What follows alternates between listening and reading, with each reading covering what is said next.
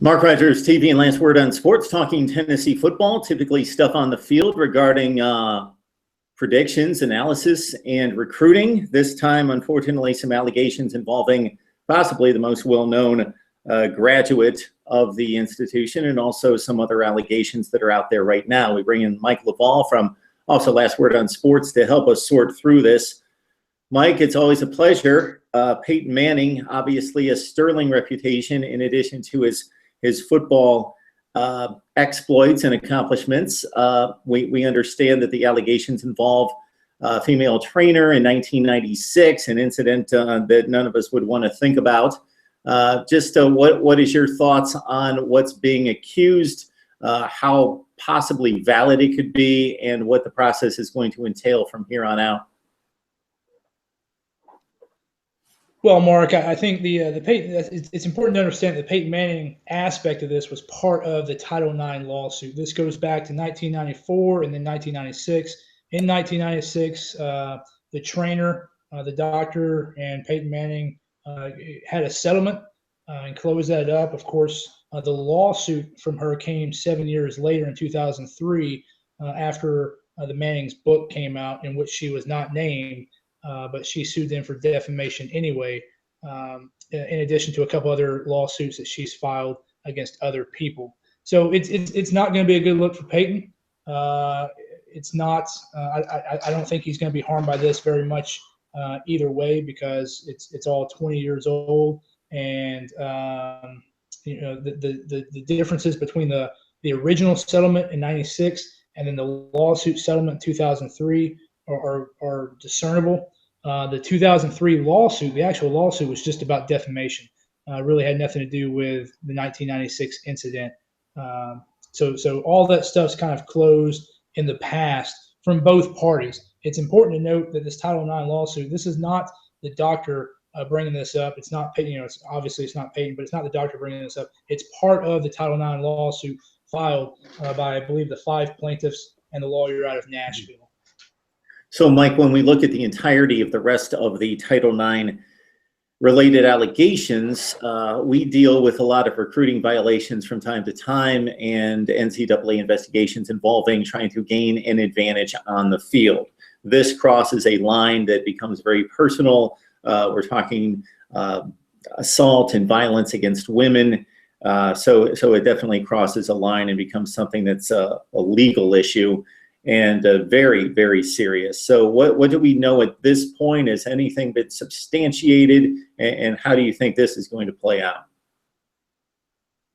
There's nothing in the report that I've seen that is relatively new. There obviously are some substantiated cases. This case goes back, again, over 20 years, goes even beyond Peyton's years at Tennessee. So it's over 20 years. I believe there's 12 specific allegations. So 12 allegations over 20 years, to include the one Peyton Manning. So there are things that happen. There are things that happen that have already been adjudicated at Tennessee. We know this. Nothing in the Title IX lawsuit is new as far as a specific allegation is concerned. It's just the aggregate of all the allegations, and obviously some allegations of the administration covering up, favoring, or the athletic department trying to get unwarranted assistance for athletes. That stuff like that. So again, 12 allegations over 20 years, 20 plus years. It's not going to be a good look for anyone. All of the players that have occurred in the last 3 years have all been, or at least named in the allegation. One of which is unnamed, and he's supposedly a current player.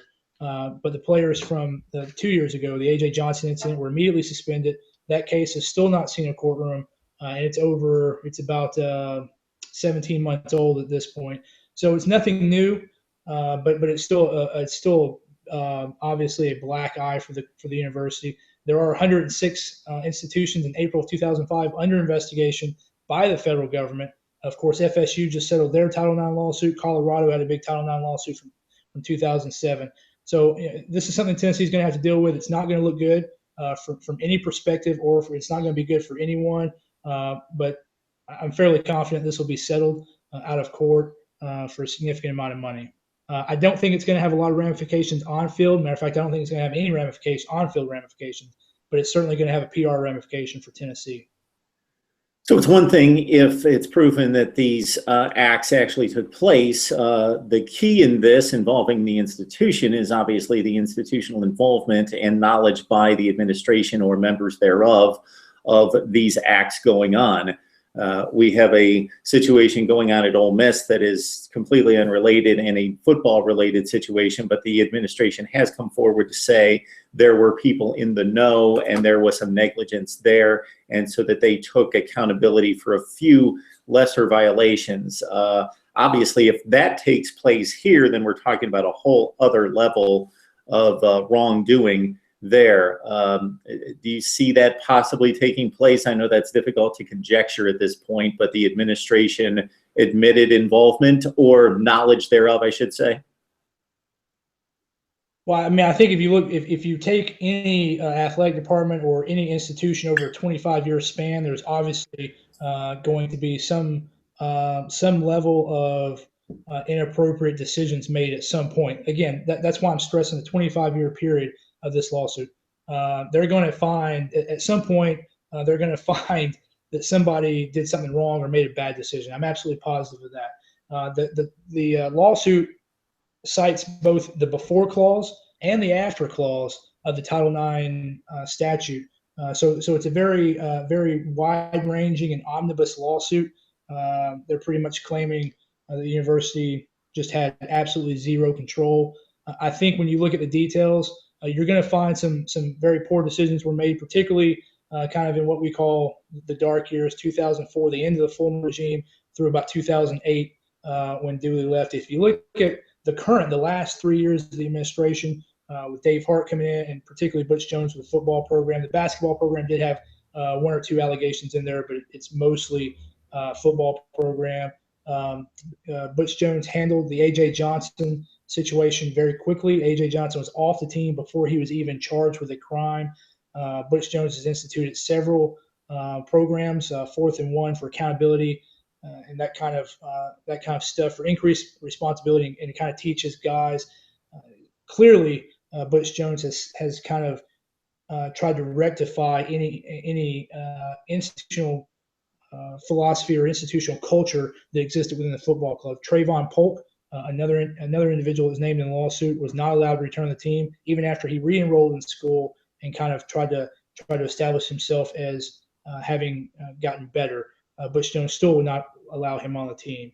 So, yeah, over 25 years, there's going to be some stuff come out that Tennessee's not going to be very proud of, some bad decisions. I don't know what those are, but I'm sure, having followed major college football for my entire life, I'm sure that there's going to be some stuff that comes out that we're not really proud of, and it's going to look bad on us. But again, I'm almost positive this lawsuit will end in a settlement, and it will not be the last Title IX lawsuit that ends in a settlement for a major college football team, a major college football program. Butch Jones attempting to bring Tennessee football back to prominence. All the indications recently on the field and also in the recruiting rankings point favorably in that direction. This will be a distraction to some degree. We will see how it plays out in the coming months. Mike Loveall from Last Word on Sports helping us break down these Tennessee Title IX allegations as it stands right now. Mike, we'll need to track you down to talk National Signing Day and the recent signees. Absolutely, Mark. Thanks again for having me.